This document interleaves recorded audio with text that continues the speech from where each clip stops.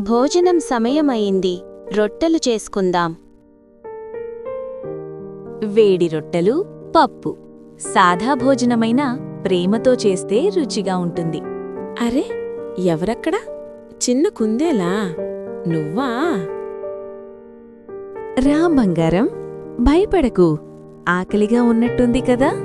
నెమ్మదిగా తిను చిన్నోడా, ఇంకా ఉంది.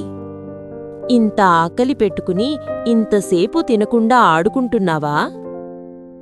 ఈరోజు ఒక్క రొట్టె మాత్రమే ఉంది, కాని పర్లేదు. మళ్ళీ వచ్చావా? చాలా బాగుంది. ఇదిగో, నువ్వే ముందుగా తిన్ను బంగారం. అయ్యో, ఇవన్నీ నాకోసం తీసుకొచ్చావా? వీటితో క్యారెట్ కూర చేస్తాను, కలిసి తిందాం.